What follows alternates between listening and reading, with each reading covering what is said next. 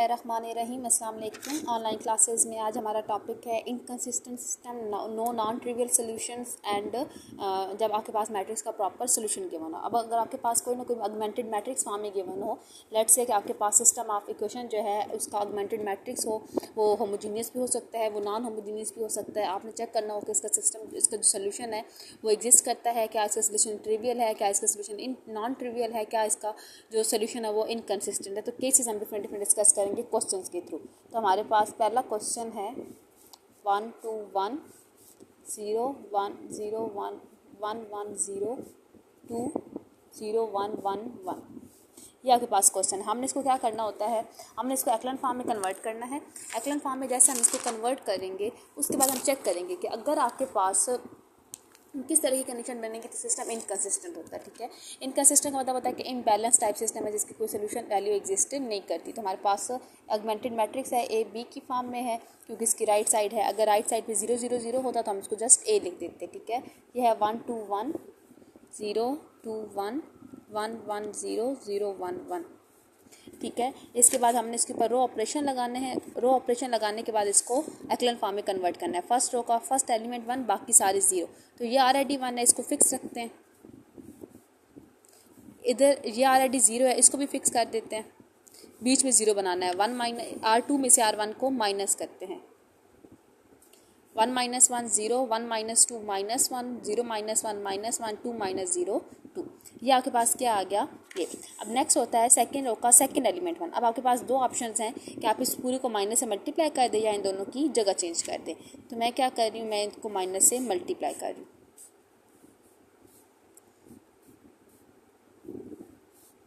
ये चीज़ ऑलरेडी आपको आती है, हमने बहुत डिटेल से क्लास में की हुई है।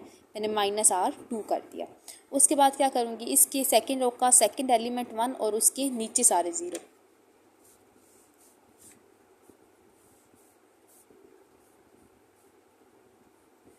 यहाँ 0 बनाने के लिए इसमें से इसको माइनस कर देंगे। 0 minus 0 0, 1 minus 1 0, 1 minus 1 0, 1 minus into -1 3। मैंने क्या किया, R3 में से R2 को माइनस किया।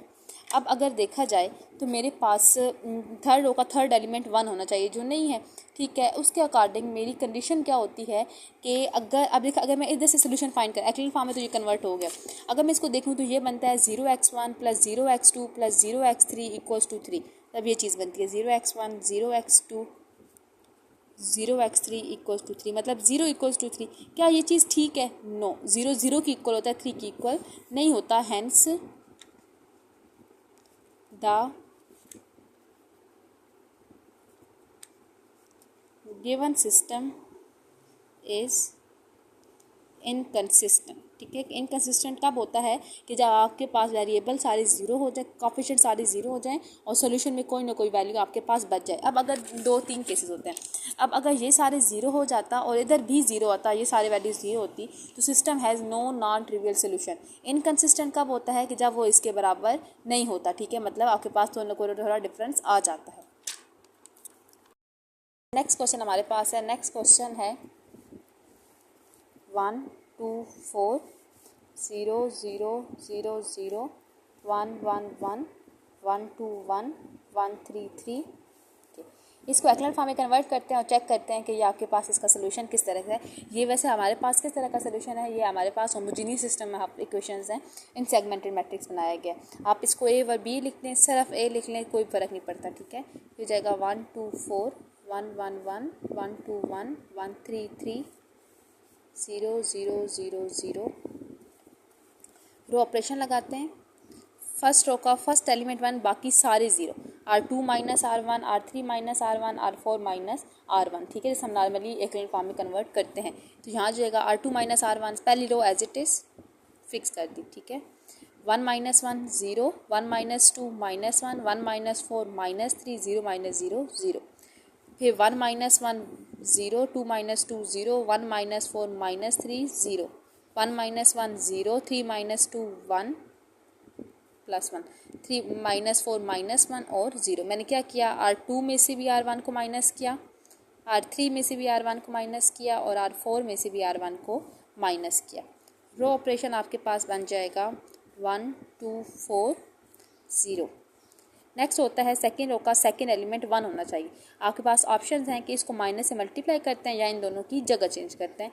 मैं फ़िलहाल माइनस से मल्टीप्लाई कर रही हूँ, ठीक हो गया, मैं -R2 कर रही हूँ, बाकी सारा as it is.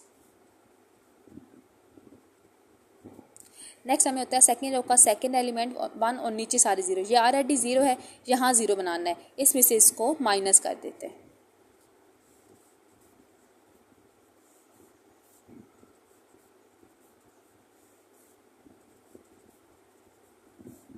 Zero minus zero zero, 1 minus 1 0, -1 -3 -4 0 -0 0। फिर होता है थर्ड रो का थर्ड एलिमेंट 1 बनाना होता है। यहाँ पे हमने क्या बनाना है, 1 बनाना है। अब हमारे पास दो ऑप्शन है 1 बनाने के, कि मैं -3 है इसको इसमें माइनस कर दूँ तो ऑटोमेटिकली मेरे पास 1 बन जाता है, ठीक है। तो बजाय इसके कि बटा इंट्रोड्यूस कराऊँ तो मेरे पास फॉर्म बन जाएगी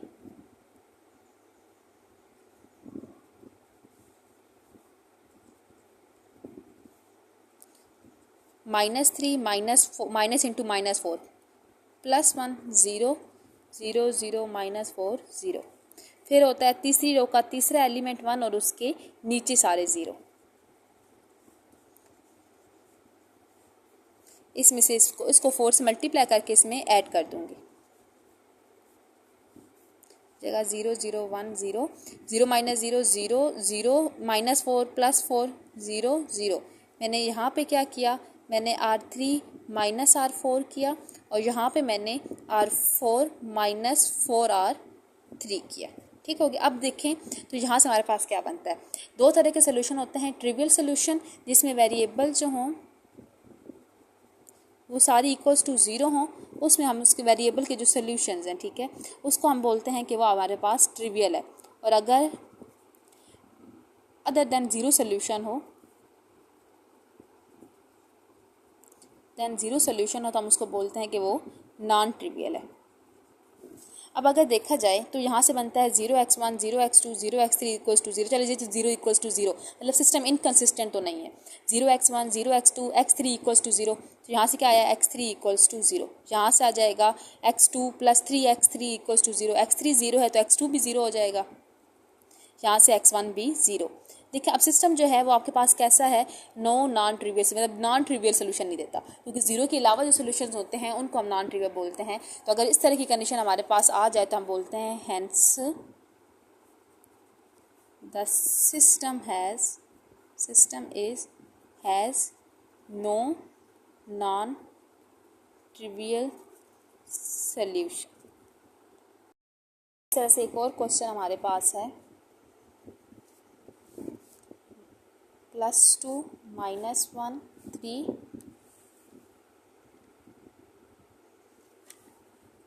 4 0 0 4 1 ऑगमेंटेड मैट्रिक्स फॉर्म में गिवन है। चेक करते हैं। अच्छा, अब हमने एक केस पढ़ा कि जब सिस्टम इनकन्सिस्टेंट हो, एक पढ़ा जब system has no non trivial solutions हों, और एक हमने पढ़ा कि अब हमने देखना है कि सोल्यूशन एग्जिस्ट कब करता है। मतलब सोल्यूशन एग्जिस्ट भी तो कर सकता है, सोल्यूशन एग्जिस्ट कब करता है। सोल्यूशन एग्जिस्ट तब करता है जब प्रॉपर एक्लन फॉर्म में कन्वर्ट हो सके, और अगर आपकी उससे जो इक्वेशन बनती हैं वो इम्बैलेंस इक्वेशंस भी ना हो, तो हम इसको एक्लन फॉर्म में कन्वर्ट करते हैं। रो ऑपरेशन लगाया, फर्स्ट एलिमेंट को 1 बनाना है, ठीक है, तो सबको 2 से डिवाइड कर देंगे। तो ये 1 -1/2 3/2 4/2 मतलब 2। मैंने 1/2 R1 किया। 0 0 4 0 1 2 8 0। नेक्स्ट होता है फर्स्ट रो का फर्स्ट एलिमेंट 1 और नीचे सारे ज़ीरो मौजूद हैं। फिर आपके पास होता है सेकेंड रो का सेकेंड एलिमेंट 1 होना चाहिए। अब हम क्या करते हैं, सेकेंड पूरी रो को 4 के साथ डिवाइड कर देते हैं। 1 -1/2 3/2 2, इसको 4 से डिवाइड करूँगी तो 0, 4/4 मतलब 1, 1/4 और 8/4 मतलब 2। मैंने 1/4 R2 लगाया, हमारे पास third row as it is रह जाएगी। फिर होता है फर्स्ट रो का फर्स्ट एलिमेंट 1, नीचे सारे ज़ीरो। सेकेंड रो का सेकेंड एलिमेंट 1, नीचे ज़ीरो। थर्ड रो का थर्ड एलिमेंट 1 होना चाहिए, यहाँ पे 2 की जगह क्या होना चाहिए, 1। तो थर्ड रो को 2 के साथ डिवाइड कर देते हैं।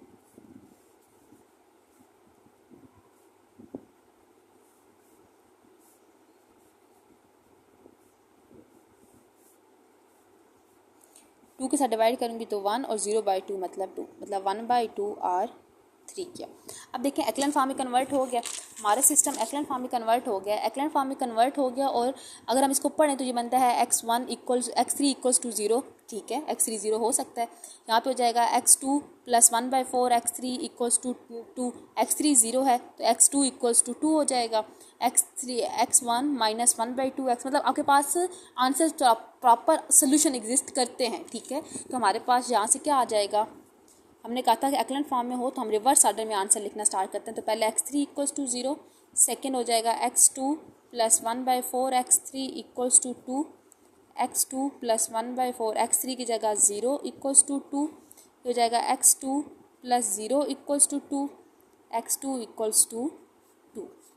नेक्स्ट आपके पास है फर्स्ट वाली equation x1 minus 1/2 x2 plus 3/2 x3 equals to 2, x1 minus 1/2 x2 की जगह 2, 3/2 x3 की जगह 0 इक्वल्स टू 2, 2 के साथ cancel, x1 minus 1 plus 0 equals to 2, ये -1 है वहाँ जाके +1 हो जाएगा, x1 इज इक्वल्स टू 3। ये हमारे पास क्या है, रिक्वायर्ड सोल्यूशंस हैं इसके सिस्टम ऑफ इक्वेशन के। मतलब आप 3 तरह के सोल्यूशन एग्जिस्ट कर सकते हैं, एक इनकंसिस्टेंट, एक आपके पास नॉन ट्रिवियल, और एक आपके पास जिसका प्रॉपर सोल्यूशन एग्जिस्ट करता है, जैसे इस तरह के क्वेश्चन है जिसमें प्रॉपर एक्लन फॉर्म बनाई जा सके ना, जब 3 रो हो 3 कॉलम हो, तीनों में आपके पास कोई भी नॉन जीरो ना बन रही हो, ठीक है, नॉन जीरो बन रही हो, सॉरी 0 रो बन रही हो, तो फिर हम चेक करते हैं कि सिस्टम नॉन ट्रिवियल है या नॉन ट्रिवियल है या फिर इनकंसिस्टेंट है। अगर कोई भी 0 रो ना बन रही हो, ठीक है, और प्रॉपर उतनी ही वेरिएबल जितनी नॉन जीरो रोज हैं, तो हम कहते हैं कि उसका प्रॉपर सोल्यूशन एग्जिस्ट करता है, ठीक है। यहाँ तक किसी को कोई मसला है तो डिस्कस कर लें। अल्लाह हाफिज़।